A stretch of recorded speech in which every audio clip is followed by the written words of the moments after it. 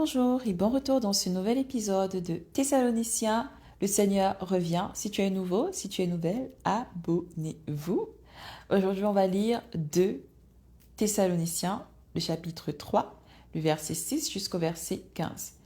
Mais nous vous ordonnons, frères, au nom de notre Seigneur Yahushua Mashiach, de vous éloigner de tout frère qui marche dans le désordre et non selon la tradition qu'il a reçue de nous. Car vous savez vous-même comment il faut nous imiter. Parce que nous n'avons pas mené une vie désordonnée parmi vous, et que nous n'avons mangé gratuitement le pain de personne. Mais dans le labeur et dans le travail dur et difficile, nous avons travaillé nuit et jour pour n'être à la charge d'aucun de vous. Ce n'est pas que nous n'en ayons pas le droit, mais c'est pour vous donner en nous-mêmes un modèle à imiter. Car aussi, lorsque nous étions avec vous, nous vous ordonnions ceci, que si quelqu'un ne veut pas travailler, qu'il ne mange pas non plus. Car nous apprenons qu'il y en a quelques-uns parmi vous qui marchent dans le désordre, qui ne travaillent pas, mais qui s'occupent de choses insignifiantes. Mais nous ordonnons ceux qui sont tels, et nous les exhortons par notre Seigneur Yahushua Mashiach à manger leur propre pain en travaillant avec tranquillité. Mais pour vous, frères, ne perdez pas courage en faisant le bien. Et si quelqu'un n'obéit pas à notre parole par le moyen de cette lettre, faites-le connaître et ne vous mêlez pas à lui afin qu'il éprouve de la honte. Et ne le considérez pas comme un ennemi, mais avertissez-le comme un frère. Amen. Alors, on commence fort quand même le passage.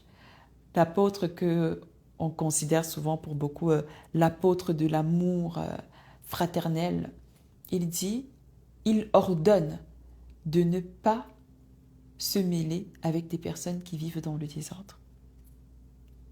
Je suis obligée de faire une petite pause. Est-ce que tu réalises ça? Et il met la raison pour laquelle il ne faut pas se mêler à ces personnes-là. Et c'est encore en plus troublant parce qu'il faudrait que cette personne-là éprouve de la honte. Et qu'à cause de cette honte-là, elle va se repentir. Parce qu'il y a des personnes que malheureusement, quand vous voyez qu'ils vivent dans le désordre et vous continuez à leur dire ce n'est pas grave, mon frère, Jésus t'aime, Jésus est avec toi, le Seigneur ne t'a pas abandonné. Et ils sont comme, si le Seigneur ne m'a pas abandonné, si je n'ai pas éteint l'esprit, si je n'ai pas attristé l'esprit malgré tout ce que je vis, si je continue à faire des miracles et des guérisons, ça veut dire que comment je vis, c'est pas grave. Parce que la vérité, c'est que si tu continues à les encourager dans ce comportement, Dieu va te redemander leur sang. Tu es responsable. Tu es gardien de ton frère, gardien de ta sœur. Et je sais que ce n'est pas plaisant, tu as envie de vivre ta vie, de te mêler de tes affaires le plus possible. Et de ne pas être perçu comme la personne méchante, comme la personne qui juge, comme la personne qui rejette, comme la personne qui n'a pas l'amour. Mais la vérité, c'est que c'est une manifestation de l'amour, de s'éloigner de ces personnes-là qui vivent dans le désordre. Et non selon les traditions qui ont été enseignées des apôtres. Et il continue aussi dans cette épître et il leur dit que lui, il a travaillé parmi eux parce qu'il ne voulait pas être à leur charge. Et ici encore, comme je l'ai redit dans un autre podcast, il dit que c'est son droit normalement. Il pourrait en jouir, mais c'est parce que spécialement pour les Thessaloniciens, il a opté de travailler. Pourquoi? Parce qu'il avait observé qu'il y avait des personnes qui étaient fainéantes, qui ne voulaient pas travailler. Et on va lire dans un autre épître comment Paul a usé de ce droit-là finalement, d'être à la charge de certaines personnes. Et ça dépendait justement donc de la sagesse qu'il observait parmi les frères, s'ils pouvaient se permettre de travailler ou de ne pas travailler.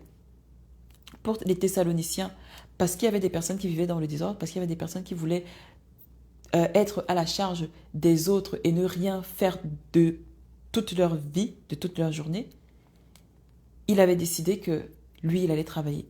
Et ce n'est pas à en faire une loi, une doctrine pour tous les hommes de Dieu du monde entier, que tous les hommes de Dieu doivent travailler.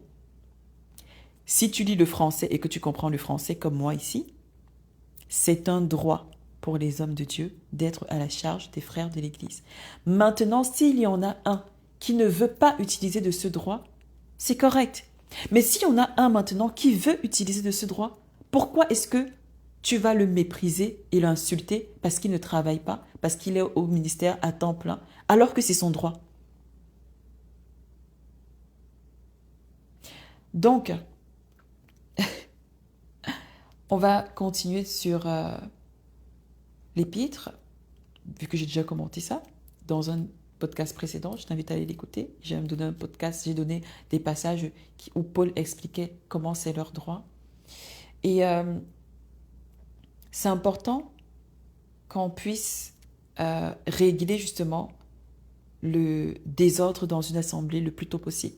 Parce que dès le moment où il y a une personne qui commence à vivre dans le désordre, ça va entraîner un autre désordre total dans l'assemblée. Et je ne sais pas si vous connaissez les lois physiques, il y a les lois de l'entropie.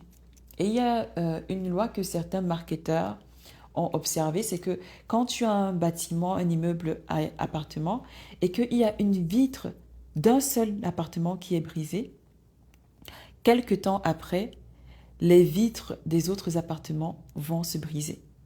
Alors que les vitres ne sont pas... les appartements ne sont pas dans la maison même avec la vitre brisée. Mais si tu arranges cette vitre brisée à temps, les autres vitres des autres appartements ne vont pas se briser. C'est une loi de l'entropie, une loi du désordre. Donc, avant même que les lois de l'entropie, ou plutôt après,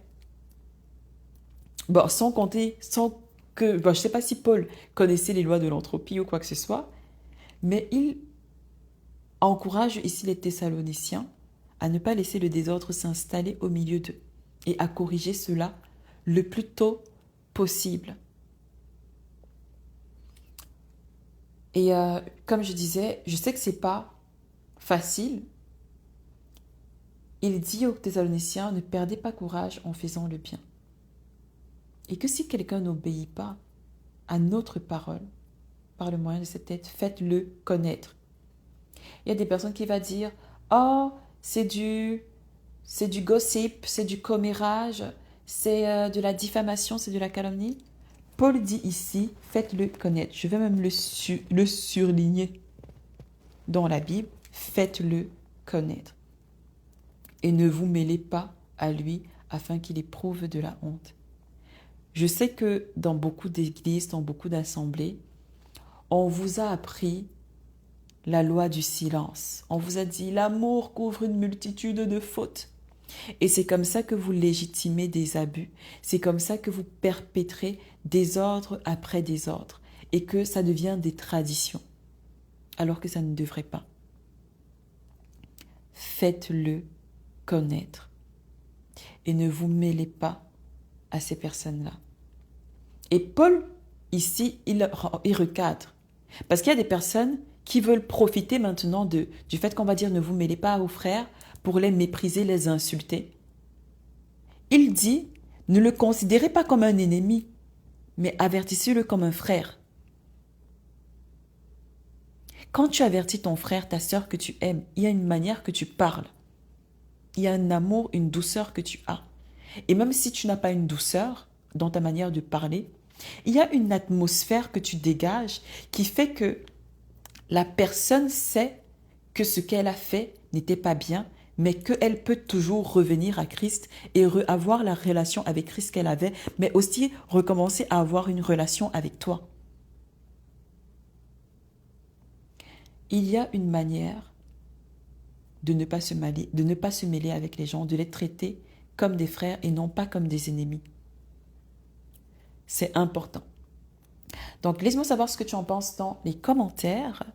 N'hésite pas de partager, de liker et on se revoit pour un prochain épisode. Demeure béni.